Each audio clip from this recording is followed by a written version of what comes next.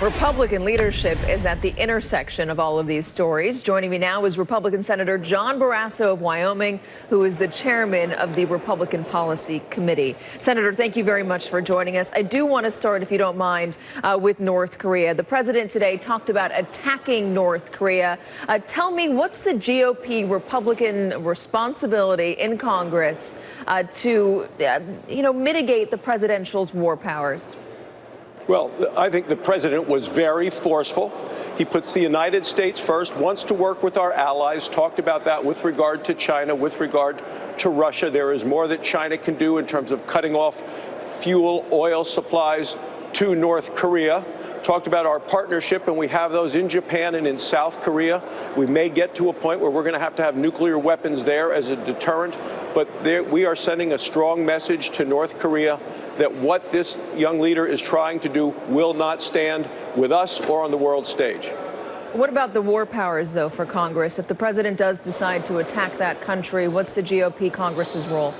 So I support the president if that's his choice. It's not our first choice. The first choice is diplomacy, but I think the president has the authority and will use it if necessary to do the kind of attack that he has described. I don't think that's his first choice. It's certainly not the first choice of anyone. But North Korea continuing to threaten the homeland, the safety and the security of the American people, and we've seen the advances of the technology in North Korea remains to be very worrisome for us tonight. Let's move on to health care. At this moment, there are about 50 votes for the Graham-Cassidy bill. Well, it's not clear, though, if there's going to be enough to get this thing passed. If it turns out that Senators Murkowski or Lee or McCain do not vote yes for this, should they be primaried?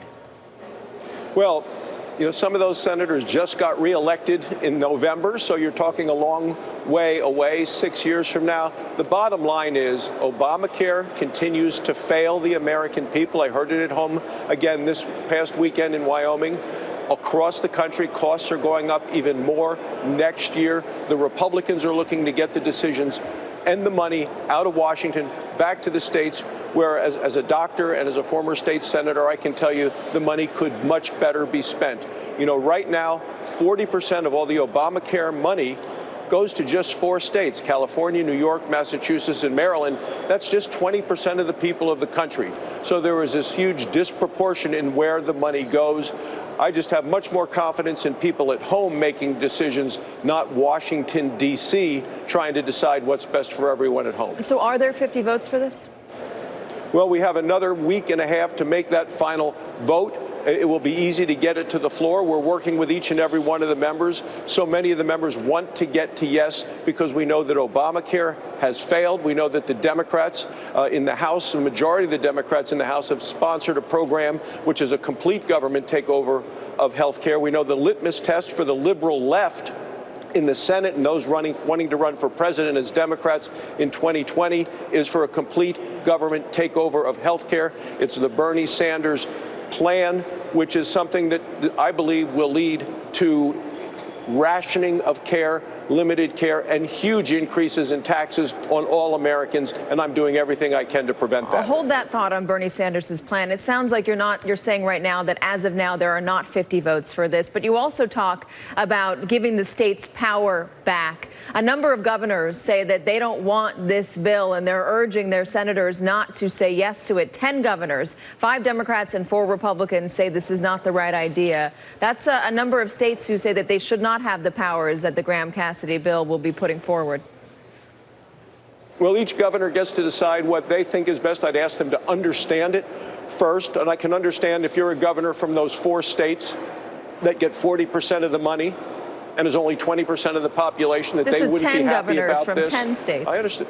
And many of those are in states that expanded Medicaid, which is a program that has now failed as a result of the expansion specifically related to the fact that people that Medicaid was designed for initially have been lost and left behind because of all these additional people put There's on Medicaid. widespread popularity for Medicaid right now. Medicaid seems to be the only thing that is well, working. I'm going to disagree there's with you on arguments that. about the Katy, exchanges, no, there's not but widespread Medicaid. popularity for Medicaid. We know that 1 out of 3 doctors won't take new Medicaid patients. We know that it's harder for people with Medicaid to get care. We know that their results of treatment are worse. There is not widespread popularity. There's widespread popularity by certain governors to take the money from Washington for the expansion of Medicaid, but for the patients who are actually on Medicaid, and I'm a doctor, I was in my medical office last weekend in Wyoming, I will tell you, Medicaid continues to have failed the American people, and the expansion of Medicaid has made it worse for people that Medicaid was originally designed for. The low-income women, Senator, the children, and the disabled, they have been left behind as a result of so many people being jammed onto Medicaid, which is why it's harder for doctors to take care of them. The majority of the people in this country have favorable views, are favored toward Obamacare. They have not been favored toward anything that the Republicans have put forward so far in Congress. I want to talk about essential health care benefits. There are not protections for essential health care benefits in this bill. And there shouldn't be. There shouldn't be the essential health care. Can you assure people of Wyoming that they're not going to lose their health care because of a pre-existing condition? Those are two entirely different things. This bill protects everyone with a pre-existing condition. My wife's a breast cancer survivor. Can you assure that their costs 3 are not times. going to go up? She's been through chemotherapy twice, been through radiation. Can you keep interrupting if you'd like? I'm trying to answer your first question. The essential benefits was the Obama approach that said you have to buy all of these different kinds of health insurance, a lot of which you don't need, can't afford, don't want, isn't right for you and your family. But President Obama said he knew better for you than you knew about you and your family. It's the #1 complaint I get in Wyoming. The costs have gone up so much because people had to buy insurance they didn't want, didn't need, and can't afford. I want states to have the option to opt out of the essential benefits. I believe people with pre-existing conditions need to be covered for those conditions. As a doctor and a husband of a wife who's had breast cancer, I am committed to that. Senator, I just want to know one thing. Can you guarantee the people of Wyoming that the costs associated with their pre-existing conditions will not go up so much so that they will not be able to afford it? The costs have gone up already under Obamacare, Katy, so much that people can't afford it. I'm not talking about Obamacare. I'm asking this for Graham Cassidy, which is something that you're going to be voting for. So I'm just asking you, more money is going to come into Wyoming as a result of Graham Cassidy.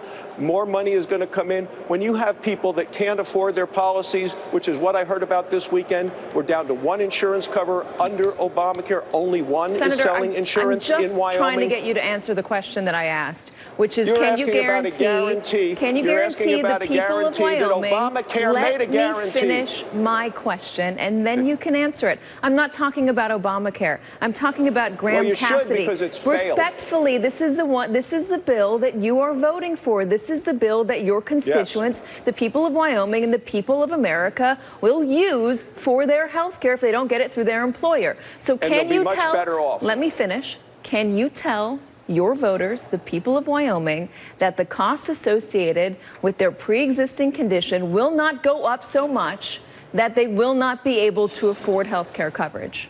People can't afford it now, Katy. I don't understand what you don't understand. If they can't afford it now, we're trying to get more people able to afford it, which is why there's additional money coming to Wyoming under Graham Cassidy. It will be easier to afford under Graham Cassidy than they can do now under Obamacare, where rates are supposed to go up again next year by a huge number. They're talking 30, 40% increases. Again, whether you have a pre-existing condition, whether you don't have a pre-existing condition, just being alive in Wyoming right now, you're being hammered with huge costs, and it's all a result of Obamacare, which is why Donald Trump got 70% of the vote in Wyoming. People were absolutely fed up with what the Democrats have done across the country. Thank you for answering, I guess, about Obamacare. Again, I was asking about Graham Cassidy, but I have a whole other 45 minutes of a show to do, so I'm going to have to leave it here. Senator Barrasso, thank you so much for joining us. Congratulations on your book. It's doing very well. Thank you very much. I hope you get a chance to read it. I do appreciate that, sir. Thank you. And come back anytime. I'd love to keep talking about this. Absolutely. Thank you. Thank you.